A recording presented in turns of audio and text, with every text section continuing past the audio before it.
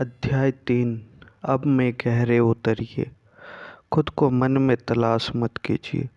पूर्ण चेतना या आध्यात्मिक आत्मज्ञान के निकट पहुंचने से पहले मुझे लगता है कि अपने मन की कार्य प्रणाली के बारे में अभी बहुत कुछ जानने की मुझे आवश्यकता है। नहीं, ऐसा नहीं है। मन की समस्या को मन के स्तर पर नहीं सुलझाया जा सकता। एक बार अगर आप मन की आधारभूत गड़बड़ को समझ जाते हैं, तब आपको कुछ और समझने या जानने की ज़रूरत वाकई नहीं रह जाती। मन की जटिलताओं का अध्ययन करना आपको एक अच्छा मनोवैज्ञानिक तो बना सकता है, लेकिन ऐसा करना आपको मन के पार नहीं ले जा सकता।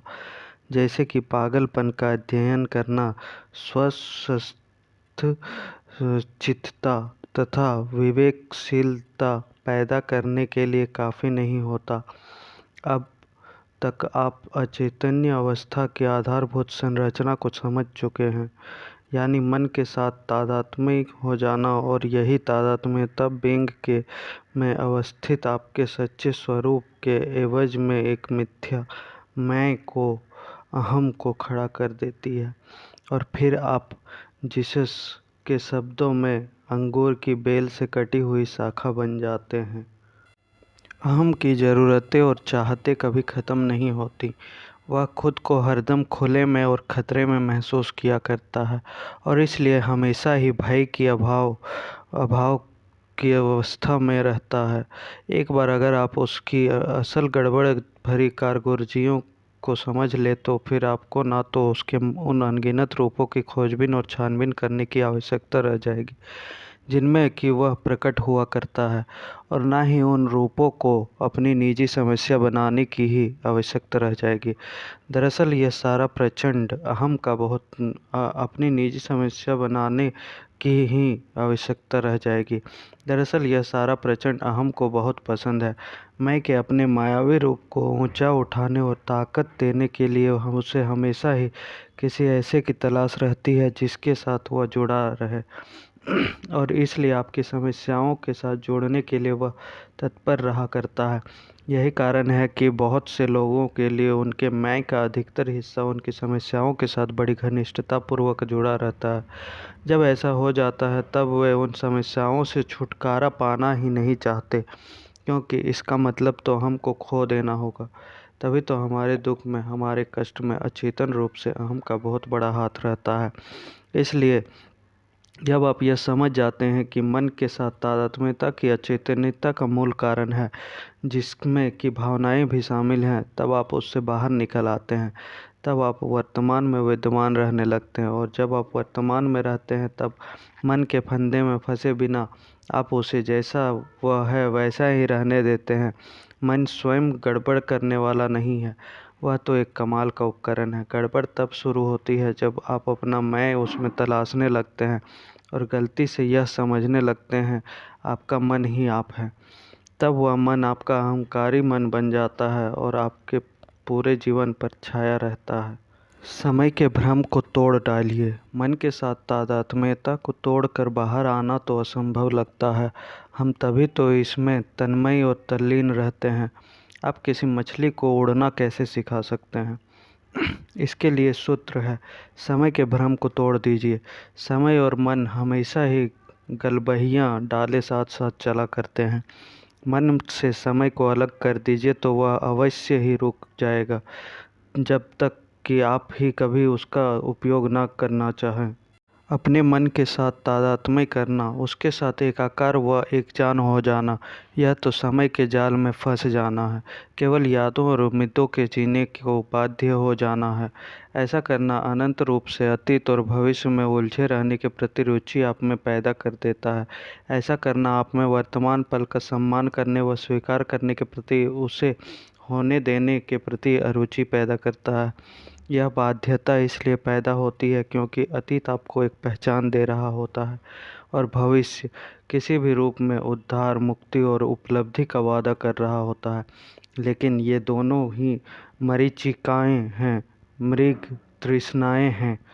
लेकिन समय की समझ के बिना हम इस संसार में कामकाज कैसे करेंगे?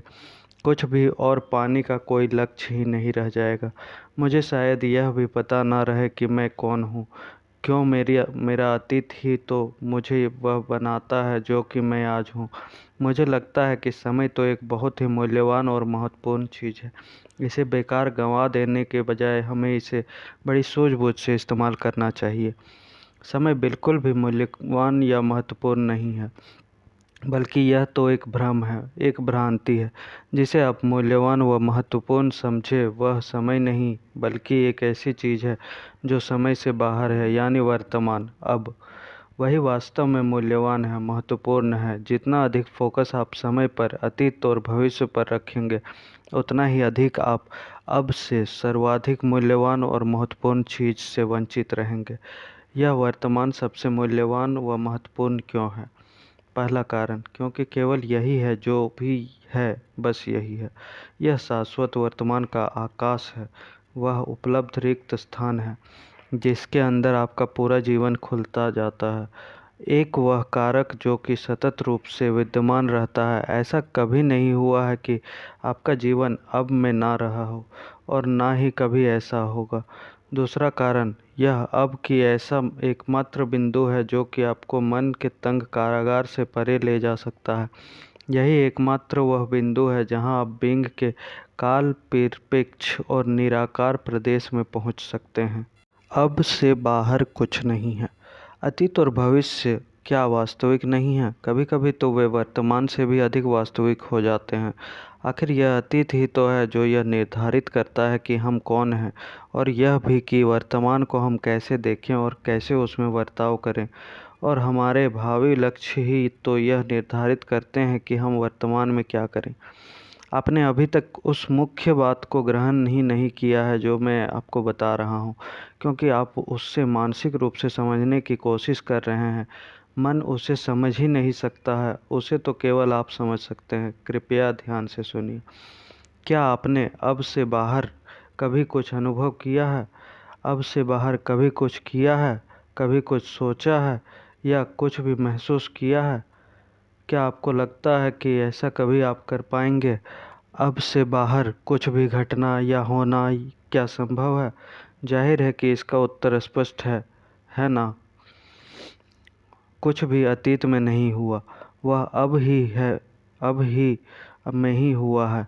कुछ भी भविष्य में नहीं होगा, वह अब में ही होगा। जिसे आप अतीत मानकर सोचते हैं वह पूर्ववर्ती अब की स्मृति का अनुरेख ही तो है, जिसे मन में संग्रहित किया गया है। जब आप अतीत को याद करते हैं तब उस स्मृति के अनुरेखन को ही पुनः देख रहे होते हैं, और ऐसा आप अब में ही कर रहे होते हैं। भविष्य एक काल्पनिक अब है, मन के द्वारा गढ़ लिया गया। भविष्य जब आता है तब वह अब के ही रूप में आता है। जब आप भविष्य के बारे में सोचते हैं, आप वह अब में ही कर रहे होते हैं। भूत और भविष्य का अपना कोई अस्तित्व नहीं है, बिल्कुल ऐसे ही जैसे चंद्रमा का अपना कोई प्रकाश नहीं है। वह तो बस सूर्य के प्रकाश को परावर्तित कर सकता है। इसी तरह से भूत और भविष्य भी शाश्वत वर्तमान के प्रकाश, शक्ति और सच्चाई के धुंधले परावर्तन ही है।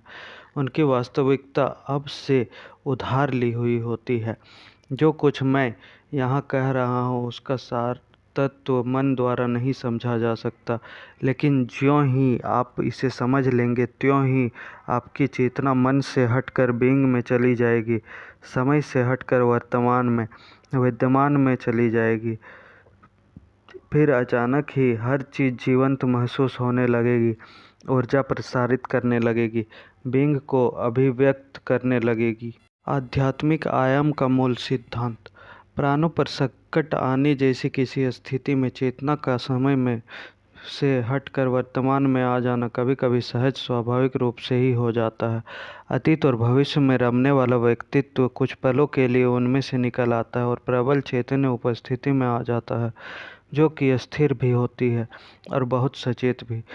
तब जो कुछ किए जाने की आवश्यकता होती है, ऐसी अनुरूप प्रक्रिया उस चैतन्यता से ही निकल कर आती है।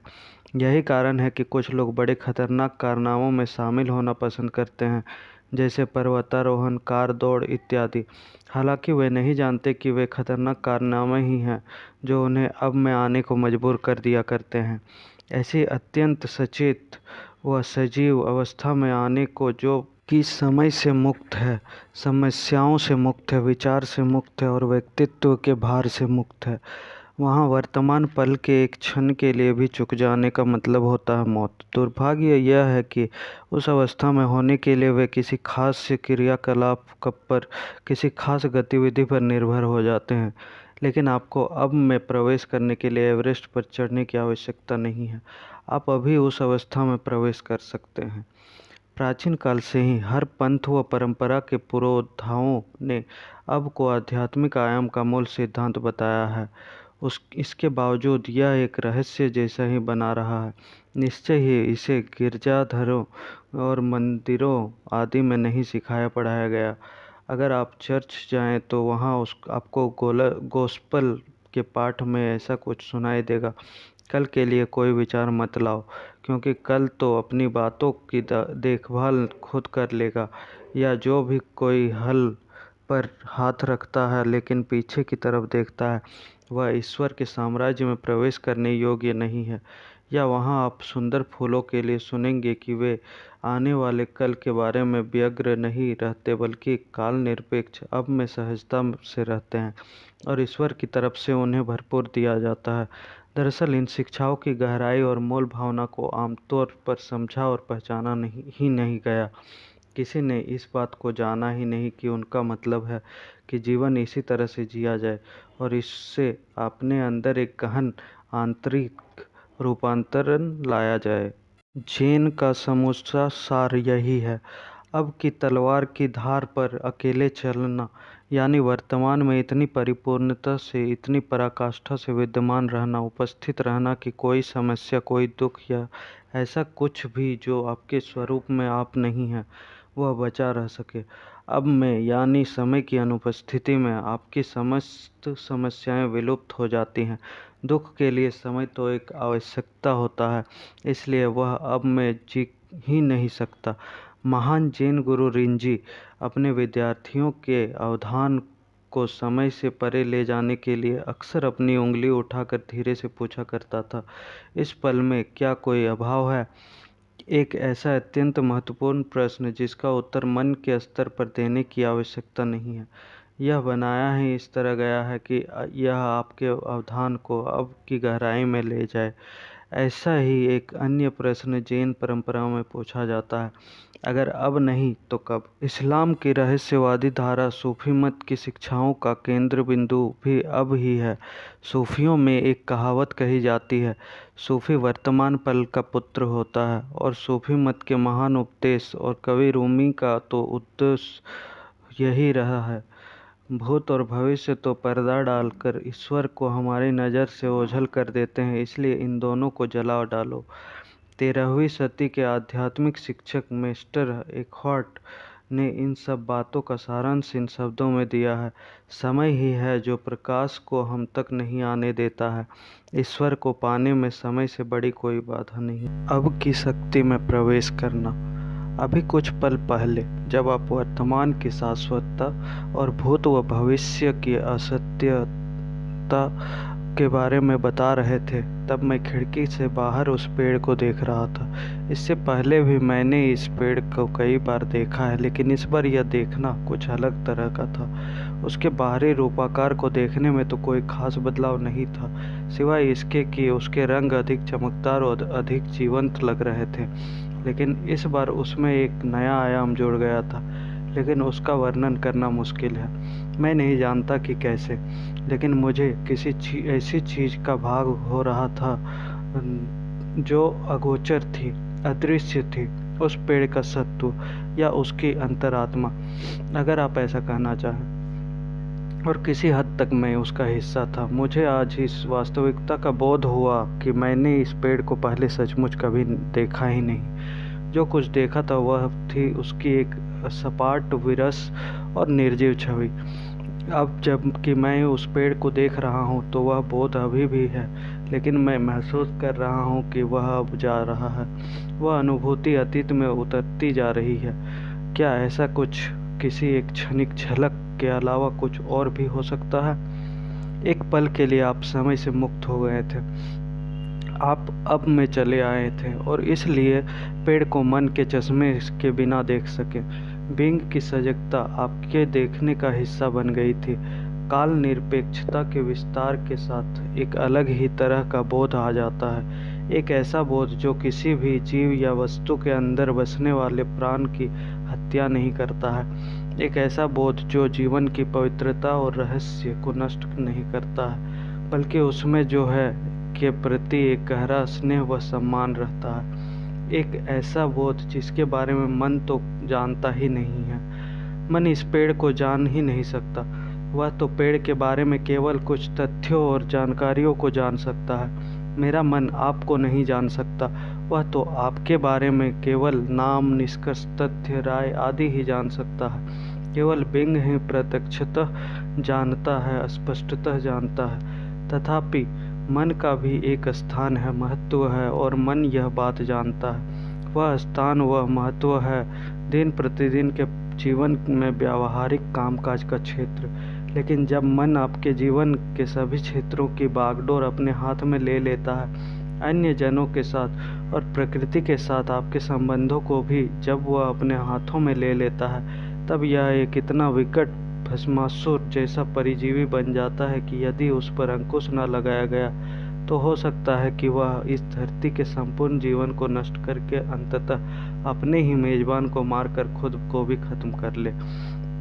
आप अभी अभी यह झलक देख चुके हैं कि काल निरपेक्षता यानी भूत या भविष्य से उदासीन होकर वर्तमान में रहने की अवस्था आपके देखने को कैसे रूपांतरित कर सकती है। लेकिन कोई एक अनुभव पर्याप्त नहीं होता, वह चाहे कितना भी सुंदर व गहरा क्यों न हो। जिसकी हमें दरकार है और जिससे हमारा सरोकार है, वह है चैतन्यता में स्थायी रूप से चले जाना। इसलिए वर्तमान को नकारने के, वर्तमान का विरोधी प्रतिरोधी बनने के पुराने ढर्रे को तोड़ डालिए। यह अपना स्वभाव बना लीजिए कि जब जब भूत और भविष्य में जाना आवश्यक ना हो, तब आप खुद को उनसे बाहर निकाल लें और बाहर ही रखें। अपने दिन प्रतिदिन के जीवन में भी जितना संभव हो सके समय में प्रवेश करने से बचें। अगर अब में सीधे सीधे प्रवेश करना आपको मुश्किल लगे तो आप अपने मन की इस स्वभावगत आदत को ध्यान से देखना, उसका अवलोकन करना आरंभ करें कि किस तरह आपका मन अब से बच निकलना, उससे दूर भागना चाह रहा है। आप देखेंगे कि भविष्य की काल्पनिक तस्वीर वर्तमान के मुकाबले या तो बेहतर बनाई जाती है या बदतर। यदि कल्पना किया गया भविष्य बेहतर है तो वह आपको एक आशा, एक सुखद प्रत्याशा प्रदान करता है, और अगर वह बदतर है तो वह आप में व्यग्रता पैदा कर देता है। ये दोनों ही स्थितियाँ केवल भ्रम हैं, भ्रांति हैं। आत्म अवलोकन करने से आपके जीवन में अधिक उपस्थिति तथा विद्यमानता स्वमेव चली आती है। जिस पल आपको बोध हो कि आप उपस्थित नहीं हैं, तब आप उपस्थित ही हो जाते हैं। जब आप अपने मन का अवलोकन करने की अवस्था में होते हैं, तब आप उसके जाल में नहीं फंसते। तब एक अन्य कारक प्रवेश कर लेता है, लेकिन वह मन का नहीं होता, वह होता है प्रत्यक्षदर्शी वर्तमान। अपने मन के अवलोकनकर्ता के रूप में, दृष्टा के रूप में उपस्थित रहिए। अपने विचारों को, अपनी भावनाओं के और साथ ही अलग अलग स्थितियों में अपनी प्रतिक्रियाओं के अवलोकनकर्ता के रूप में। अपनी प्रतिक्रिया को भी उतनी ही तवज्जो दीजिए जितनी कि आप उस व्यक्ति को दे रहे हैं जो कि आपकी प्रतिक्रिया का कारण बना हुआ है। इस पर भी ध्यान दीजिए कि आपका अवधान कितनी बार अतीत में या भविष्य में चला जाता है। जो आप देखें उसका निष्कर्ष मत निकालिए, उसका विश्लेषण भी मत कीजिए।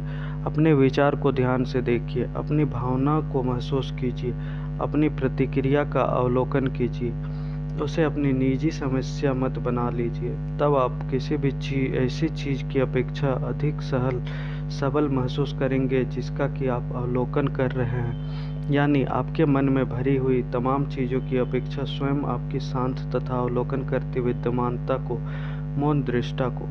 जब कोई स्थिति एक प्रबल भावनात्मक आवेग के साथ आपकी प्रक्रिया को भड़का देती है, जैसे जब आपकी अपनी छवि खतरे में पड़ रही हो, या भय को पैदा करने वाली चुनौती आपके जीवन में आ गई हो, या सब कुछ गलत हो रहा हो या अतीत की कोई भावनात्मक मनोग्रंथि जाग उठी हो, तब एक अत्यंत सचेत उपस्थिति की विद्यमानता की आवश्यकता होती है, क्योंकि ऐसे प्रसंगों में आपकी प्रवृत्ति अचेतन्य होने की हो जाया करती है।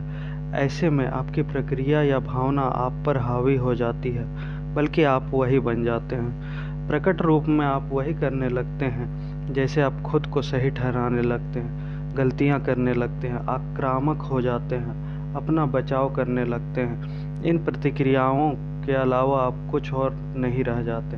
आपका यह रवैया प्रतिक्रिया वाला होता है, यानी आपका मन आदतन अपने अस्तित्व को बचाने की मुद्रा में आ जाता है।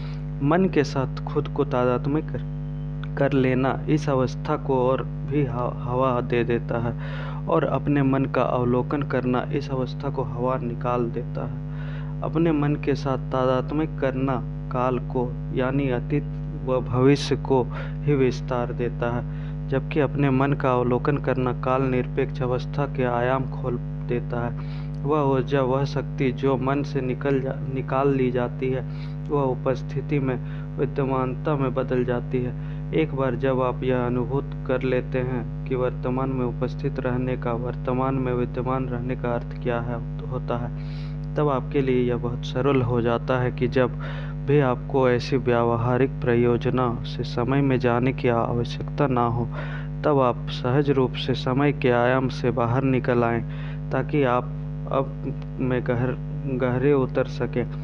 ऐसा करने से समय को, यानी अतीत या भविष्य को व्यावहारिक कामकाज के लिए प्रयोग करने की आपकी क्षमता में कोई कमी नहीं आती है, और न ही अपने मन का प्रयोग करने की आपकी क्षमता में कमी आती है। वास्तविकता तो यह है कि इससे इन क्षमाओं में वृद्धि ही होती है।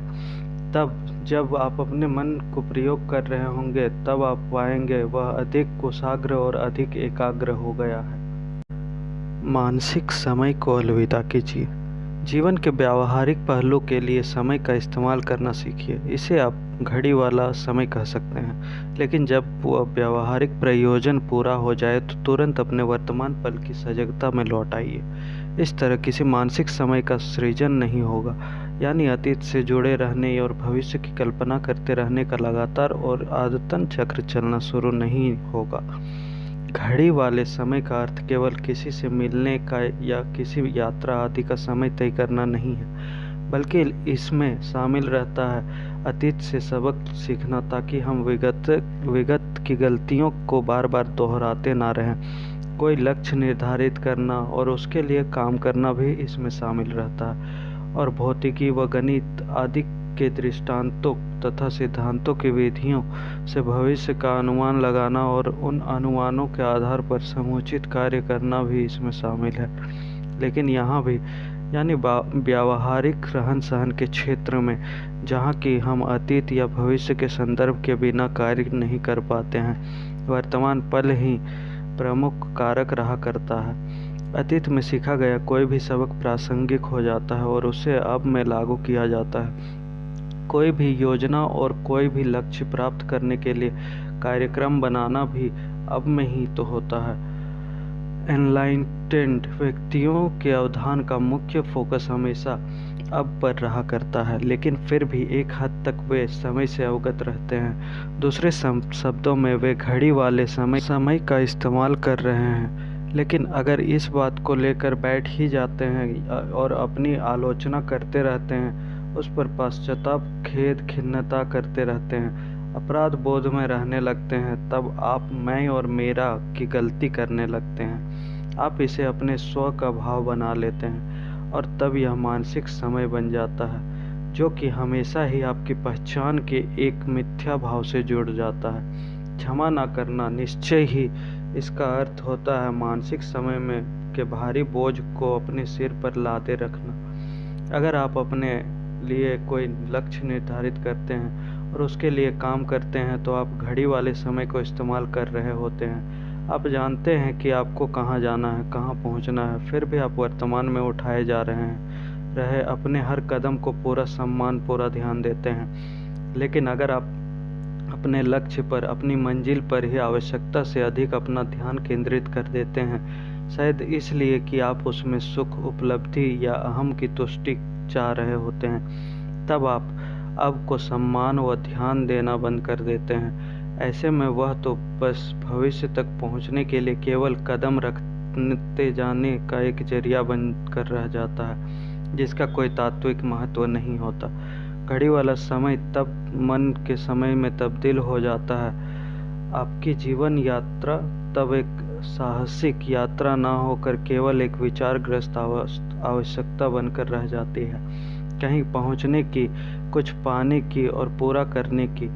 फिर ना तो यात्रा पथ के इधर उधर खिले हुए फूलों को देखते या सूंघते हैं, और ना ही जीवन के उस सौंदर्य का, उस अद्भुतता का आपको भान रहता है जो कि आपको अपने चारों तरफ तब खिला हुआ दिखा करता है जब आप अब में उपस्थित रहा करते हैं। अब के परम महत्व को मैं देख पा रहा हूँ, लेकिन मैं आपकी इस बात से पूरी तरह सहमत नहीं हो सकता कि समय पूरी तरह एक भ्रम है, भ्रांति है। जब मैं कहता हूँ समय एक भ्रम है, एक भ्रांति है, तब मैं आपको कोई दार्शनिक वक्तव्य नहीं दे रहा होता हूँ।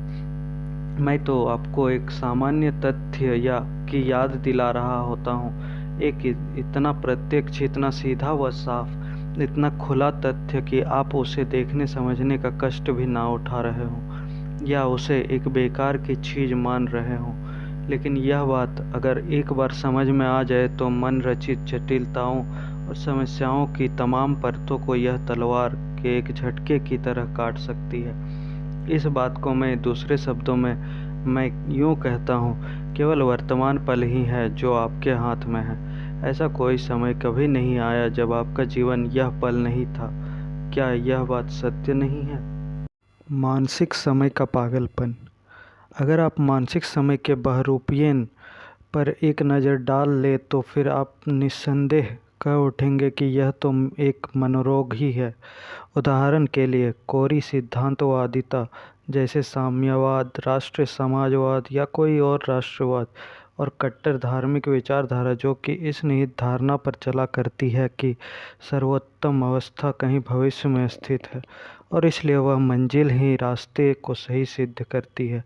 वह मंजिल तो एक ऐसा विचार है, एक ऐसी धारणा है, मनगढ़ंत भविष्य का एक ऐसा मुकाम है जो हमें मुक्ति, मोक्ष या उद्धार प्राप्त होने पर मिलेगा, जैसे सुख, परिपूर्णता, समानता, स्वतंत्रता इत्यादि। वास्तव में होता यह है कि वहाँ तक पहुँचने के साधन वर्तमान में तो लोगों को गुलाम बनाने, कष्ट पहुँचाने, अत्याचार करने और हत्या तक कर देने वाले बन जाते हैं। उदाहरण के लिए अनुमान है कि साम्यवाद को स्थापित करने व आगे बढ़ाने के लिए लगभग 5 करोड़ लोगों को मार डाला गया था, और यह सब रूस, चीन तथा अन्य देशों में एक बेहतर दुनिया बनाने के नाम पर किया गया था। यह एक ऐसा हिला देने वाला उदाहरण है जो बताता है कि एक भावी स्वर्ग बनाने के लिए वर्तमान को किस तरह एक नर्क बना दिया जाता है। क्या अब भी इसमें कोई संदेह है कि मनोवैज्ञानिक समय एक गंभीर व खतरनाक मानसिक रोग है? यह मानसिक आदर्श आपके जीवन को किस तरह संचालित किया करता है? क्या आप हमेशा ही जहाँ हैं वहाँ से अलग कहीं अन्यत्र होने की कोशिश किया करते हैं?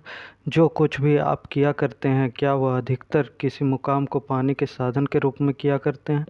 क्या आप कार्य सिद्धि बहुत दूर नहीं बल्कि आसपास ही रहा करती है, या वह अल्प अवधि के सुख तक सीमित रहती है, जैसे सेक्स, खाना पीना, ड्रग्स या रोमांच और उत्तेजना? क्या आप फोकस हमेशा ही कुछ बनने, कुछ हासिल करने, कुछ जीतने, कुछ प्राप्त करने या कुछ फिर कोई नया रोमांच या सुख का पीछा करने पर ही रहा करता है?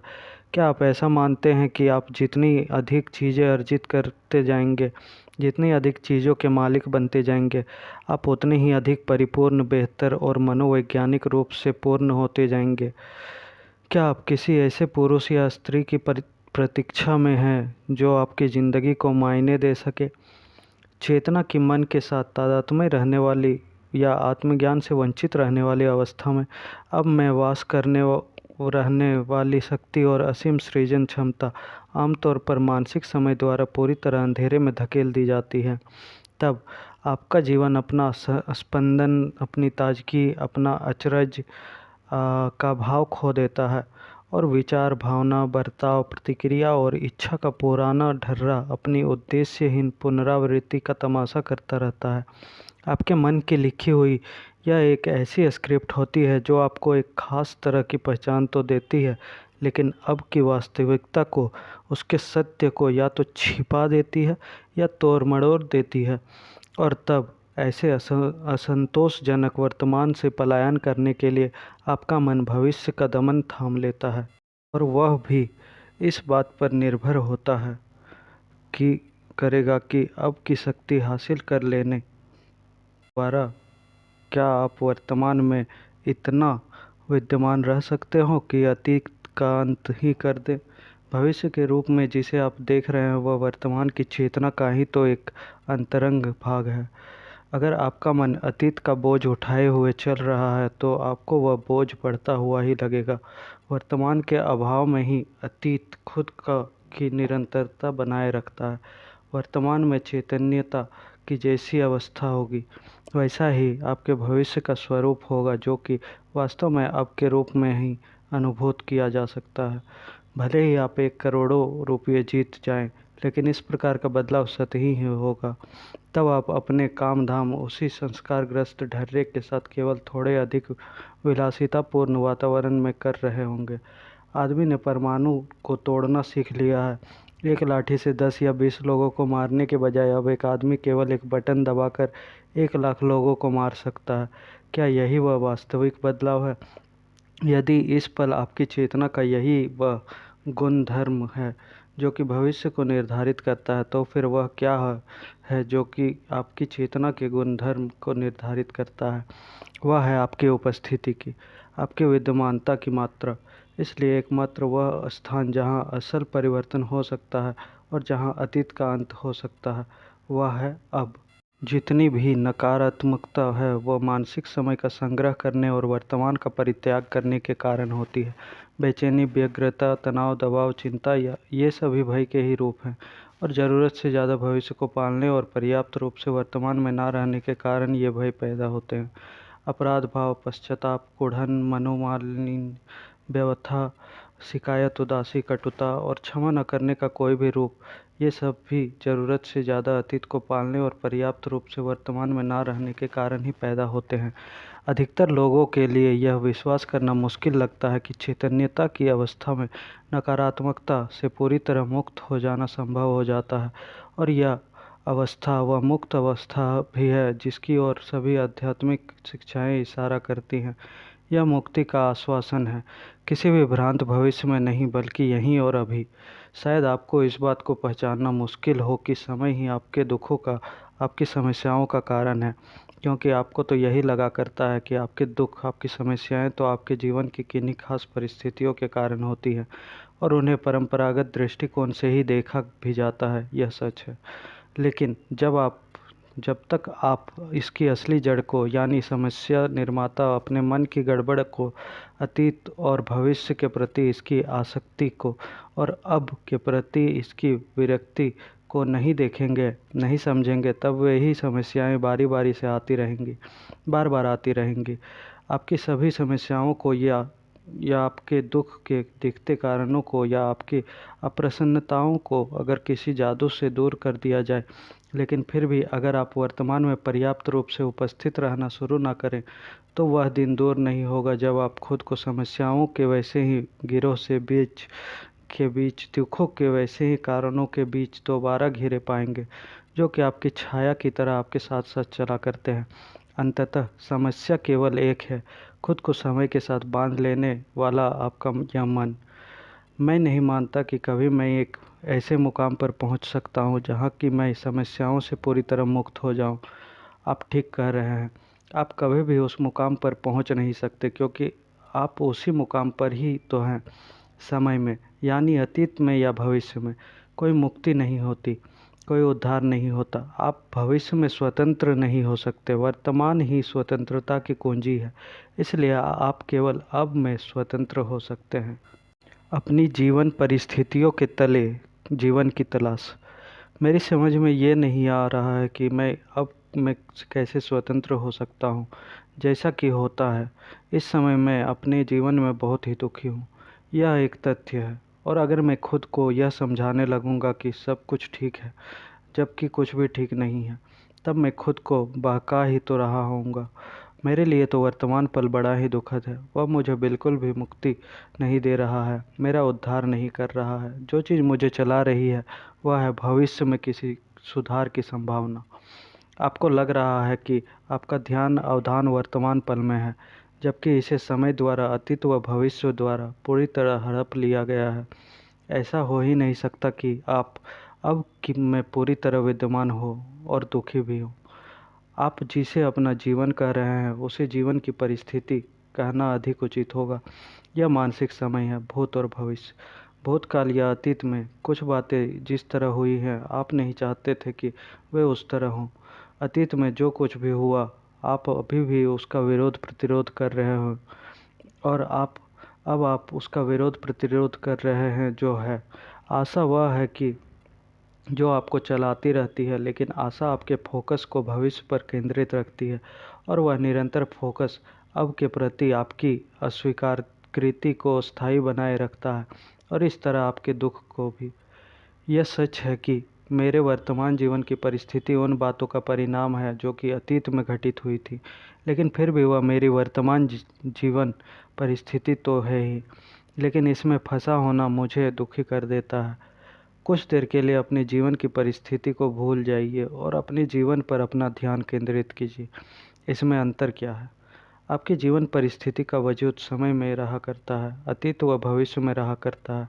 आपका जीवन तो अब है। आपकी जीवन परिस्थिति आपके मन का मामला है।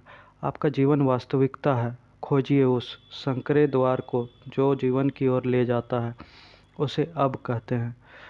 अपने जीवन को समेट कर इस पल में ले आइए।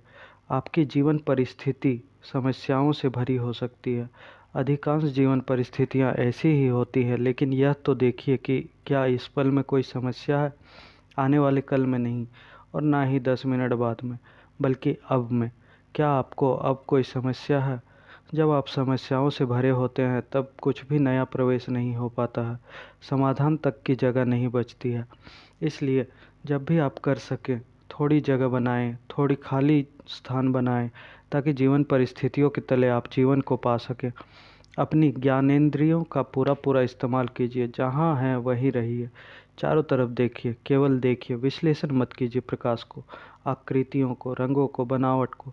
हर चीज़ की मन मौन उपस्थिति से अवगत रहिए। उस खाली स्थान से अवगत रहिए जो चीज़ों को होने देता है। आवाज़ों को ध्यान से सुनिए, उन पर विचार विवेचन मत कीजिए। आवाज़ों के नीचे रहने वाली खामोशी को सुनिए। किसी चीज़ को छूइए, किसी भी चीज़ को, उसे और उसके होने का महसूस कीजिए। अपनी आती जाती सांसों के ताल पर ध्यान दीजिए। हवा का अंदर आना और बाहर जाना महसूस कीजिए। इस जीवन शक्ति को अपने शरीर के भीतर महसूस कीजिए। हर चीज़ को होने दीजिए, भीतर भी और बाहर भी। सभी चीज़ों के हैपन को वैसा ही रहने दीजिए। अब में गहरे उतरिए। तब आप समय की मानसिक काल्पनिकताओं के अचैतन्य करने वाले संसार को पीछे छोड़ते चले जाएंगे। तब आप उस विक्षिप्त मन से बाहर निकल कर आ रहे होंगे जो कि आपकी जीवन ऊर्जा को सोख लिया करता है, बिल्कुल वैसे ही जैसे वह इस धरती को धीरे धीरे विषाक्त और विनष्ट कर रहा है। तब आप समय के स्वप्न लोक से जागकर वर्तमान में आंखें खोल रहे होंगे। जितनी भी समस्याएं हैं वे सब मन की ही भ्रांतियां हैं। ऐसा लग रहा है जैसे एक भारी बोझ हट गया है।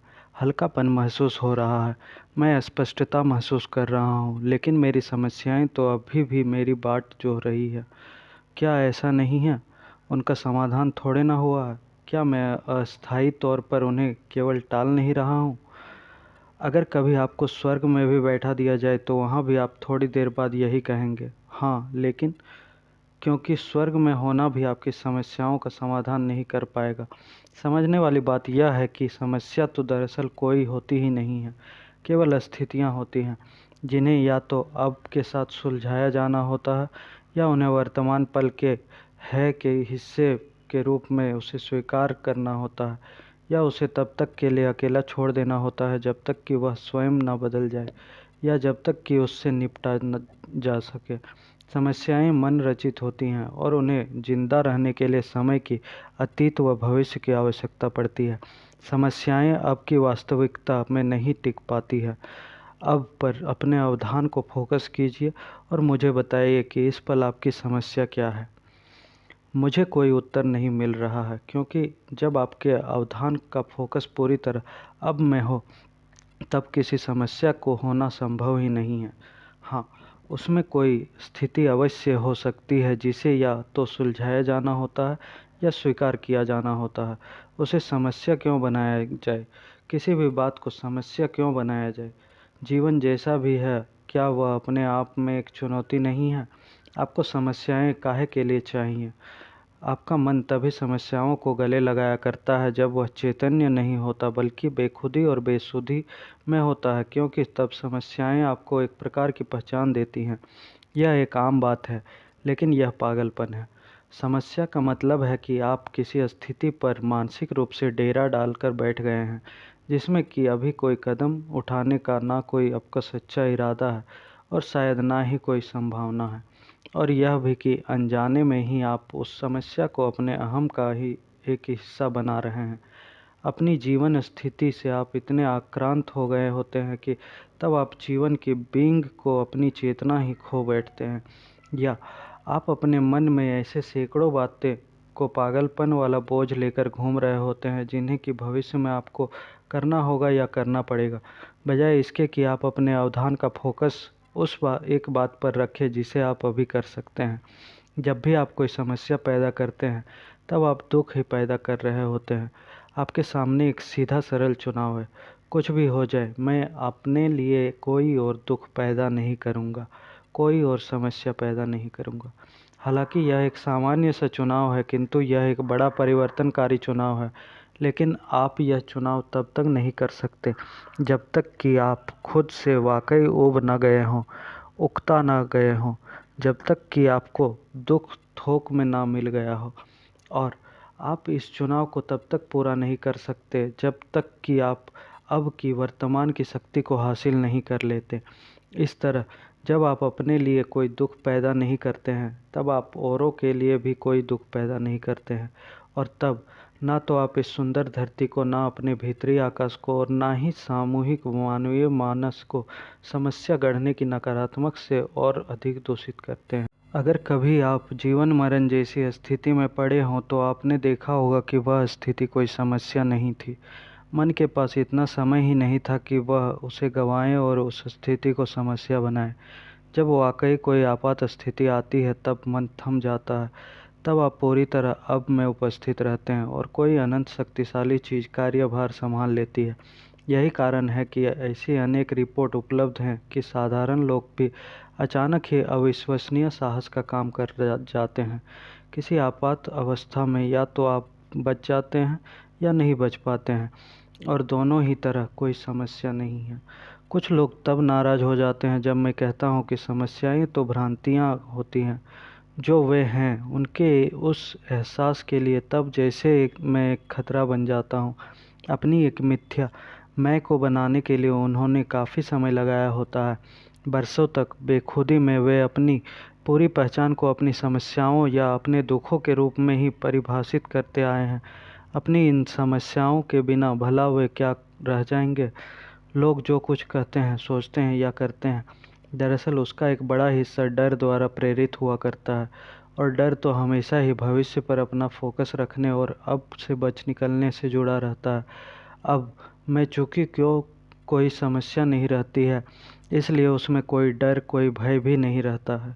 अगर कोई ऐसी स्थिति पैदा होती है जिसे अब के साथ निपटाए जाने की आवश्यकता हो, तो आपकी क्रिया, आपकी चेष्टा बिल्कुल स्पष्ट और विवेक संपन्न होगी, बशर्ते कि वह वर्तमान पल की सजगता में से पैदा हुई हो। साथ ही वह प्रभावी भी होगी। वह आपके मन की पूर्व संस्कारग्रस्तता से उपजी हुई कोई प्रतिक्रिया नहीं होगी, बल्कि वह स्थिति के प्रति सहज बोध वाली अनुक्रिया होगी। अन्य अवसरों पर समय से बंधा मन अगर प्रतिक्रिया कर ही देता है, तो आप देखेंगे कि कुछ न कुछ करना, यानी केवल अब में ठहरने रहना, अधिक कारगर साबित होता है। चेतना के विकास में बड़ी छलांग। मन और समय की जिस अवस्था से मुक्त होने का आपने जिक्र किया है, मैं उसकी कुछ झलक पा चुका हूँ, लेकिन भूत और भविष्य इतने प्रबल होते हैं कि मैं बहुत देर तक उन दोनों को बाहर नहीं रख पाता हूँ। चेतना की समय से बंधे रहने वाली रीति नीति मानव मानस में बहुत गहराई तक समाई हुई है, लेकिन जो काम हम यहाँ कर रहे हैं वह है उस गहन रूपांतरण का हिस्सा बनना जो कि इस ग्रह की सामूहिक चेतना में और उसके पार भी हो रहा है, यानी भौतिकता, रूप, आकार और अलगाव की स्वप्न अवस्था में पड़ी चेतना को जगाना यानी समय का अंत करना। हम मन के उस ढर्रे को तोड़ रहे हैं जो मानव जीवन पर युगों से हावी रहता आया है। मन का वह ढर्रा जो कि व्यापक स्तर पर अल्पकालीन दुख पैदा करता आया है। मैं बुराई शब्द का प्रयोग नहीं कर रहा हूँ, बल्कि इसे अचैतन्यता या विक्षिप्तता कहना अधिक मदद करेगा। चेतना बल्कि अचैतन्यता के पुराने ढर्रे को तोड़ना क्या कोई ऐसी चीज़ है जिसे हम करना पड़ेगा या यह हो जाएगा? मेरा मतलब है कि यह परिवर्तन अपरिहार्य है, अनिवार्य है? यह तो इस बात पर निर्भर करता है कि आप उसे कैसे देखते हैं, उसे कैसे ग्रहण करते हैं। कहना और होना दरअसल एक ही प्रक्रिया है। चूँकि आप चेतना की अखंडता के साथ जुड़े रहते हैं, इसलिए आप इन दोनों को अलग नहीं कर सकते। लेकिन इसकी कोई पूरी गारंटी भी नहीं है कि लोग ऐसा कर ही लेंगे। यह प्रक्रिया अपरिहार्य या स्वतः होने वाली नहीं है। आपका सहयोग इसका अनिवार्य भाग है। तथापि आप इसे देखें, चैतन्यता के विकास में यह एक बड़ी छलांग है और मनुष्य जाति के रूप में जीवित बचे रहने का एकमात्र अवसर भी यह है। बीइंग का आनंद। खुद को इस बात के लिए सचेत व सावधान करने के लिए कि आपने मनोवैज्ञानिक समय को अपने आप पर हावी होने दिया है, आप एक सीधे सरल सिद्धांत का प्रयोग कर सकते हैं। आप खुद से यह पूछें, जो कुछ भी मैं कर रहा हूँ क्या उसमें संतोषप्रद आनंद, सहजता और हल्कापन है? यदि ऐसा नहीं है तो समझ लीजिए कि समय यानी भूत और भविष्य वर्तमान को अंधेरे में धकेल रहा है और जीवन एक बोझ या संघर्ष जैसा दिख रहा है। जो कुछ भी आप कर रहे हैं उसमें अगर संतोषप्रद आनंद, सहजता और हल्कापन नहीं है, तो इसका अर्थ यह नहीं है कि जो आप कर रहे हैं उसे बदलने की आवश्यकता है, बल्कि उसे आप जिस तरह कर रहे हैं उसको बदलना ही काफ़ी होगा। क्या की तुलना में कैसे अधिक महत्व रखता है? देखिए कि क्या आप ध्यान कर्म पर अधिक है या कर्म फल पर अधिक है। वर्तमान पल जो आपको प्रस्तुत कर रहा है उस पर अपना पूरा अवधान दीजिए। इसका अर्थ यह है कि आप जो हैं को पूरी तरह स्वीकार कर रहे हैं, क्योंकि ऐसा नहीं हो सकता कि आप किसी चीज़ पर अपना पूरा अवधान भी दे रहे हों और साथ ही उसका प्रतिरोध भी कर रहे हों। जितनी जल्दी आप वर्तमान पल को सम्मान देने लगते हैं, उसे तवज्जो देने लगते हैं, आपको सारे दुख, सारी कश्मकश, सारी छटपटाहट उतनी ही जल्दी विलुप्त होने लगती है और जीवन का प्रवाह संतोषप्रद आनंद और सहजता के साथ होने लगता है। जब आप वर्तमान पल की सजगता के साथ कर्म करते हैं, तब आप कुछ भी करें वह हमेशा गुणवत्ता, परवाह और प्रेम में पगा होता है, भले ही वह बिल्कुल मामूली सा काम हो। इसके लिए अपने कर्म फल के लिए उद्विग्न बिल्कुल ना हो, केवल अपने कर्म पर अपना अवधान रखें। कर्म फल आपको स्वयं प्राप्त होगा। यह एक बड़ा सशक्त आध्यात्मिक आचरण है। विश्व में विद्यमान आध्यात्मिक शिक्षाओं में सबसे प्राचीन और सबसे सुंदर है भागवत गीता, और वह कर्म फल के प्रति आसक्त न रहने की शिक्षा देती है, जिसे कर्म योग कहा गया है। इसे निष्काम कर्म की संज्ञा दी गई है। अब से दूर दूर रहते हुए जद्दोजहद करने की लत जब आप में नहीं रहती, तब आपके हर कर्म में बीइंग का संतोषप्रद आनंद प्रवेश करने लगता है। जिस पल आपका अवधान अब के प्रति रहने लगता है, तब आप एक विद्यमानता, एक निश्चलता, एक शांतता का अनुभव करने लगते हैं। तब आप परिपूर्णता और संतुष्टि के लिए भविष्य के सहारे जीना बंद कर देते हैं। दुख से मुक्त होने के लिए तब आप उसका मुंह ताकना बंद कर देते हैं। इसलिए तब आप कर्मफल के प्रति आसक्त नहीं रहते हैं। बीइंग की आपकी भीतरी अवस्था को तब ना कोई सफलता प्रभावित कर पाती है और ना ही कोई विफलता।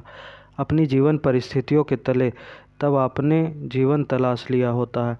मानसिक समय ना रहने पर आपके स्व का भाव आपको बीइंग से प्राप्त हो रहा होता है, ना कि आपके व्यक्तिगत अतीत से।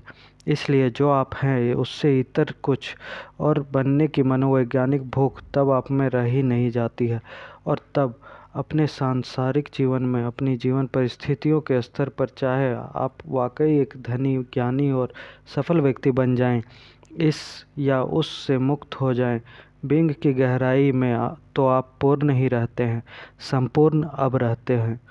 संपूर्णता की उस अवस्था में भी क्या हम बाहरी लक्ष्य को पाने के योग्य रहेंगे, इच्छुक रहेंगे? बिल्कुल।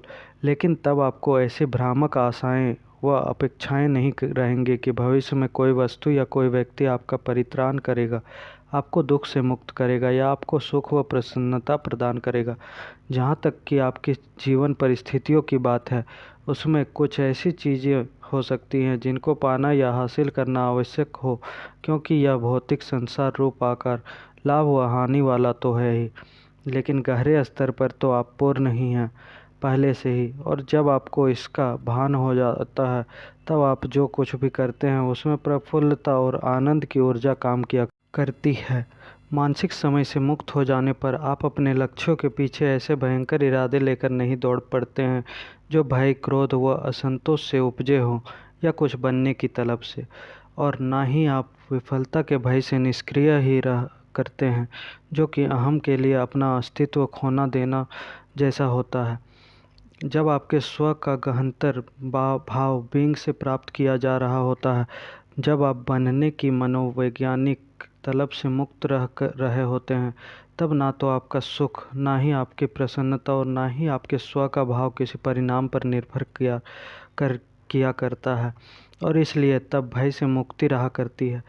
तब स्थायित्व की तलाश आप वहाँ नहीं करते हैं जहाँ उसे पाया ही नहीं जा सकता, जैसे रूप आकार के, लाभ हानि के और जन्म मरण के संसार में। तब आप यह चाहना ही नहीं करते हैं कि स्थितियाँ, परिस्थितियाँ, स्थान व लोग आपको खुद दें, प्रसन्नता दें, और अगर वे आपकी आशाओं, अपेक्षाओं के अनुरूप ना उतरे तो आप दुखित भी नहीं होते हैं। हर चीज़ सम्मान योग्य है, लेकिन महत्व किसी चीज़ का नहीं है। रूप और आकार जन्म लेते हैं और मृत्यु को प्राप्त होते हैं, लेकिन आप उस रूप और आकार के नीचे विद्यमान शाश्वत को पहचानने लगते हैं। आप जान जाते हैं कि जो कुछ भी सत्य है, वास्तविक है, उससे तो कोई संकट है ही नहीं। जब आपके बीइंग की अवस्था ऐसी हो जाती है, तो कैसे हो सकता है कि आप सफल ना हो? आप तो पहले ही सफल हो चुके हैं। धन्यवाद दोस्तों। आपको अच्छा लगे तो लाइक, शेयर और कमेंट कीजिए। धन्यवाद।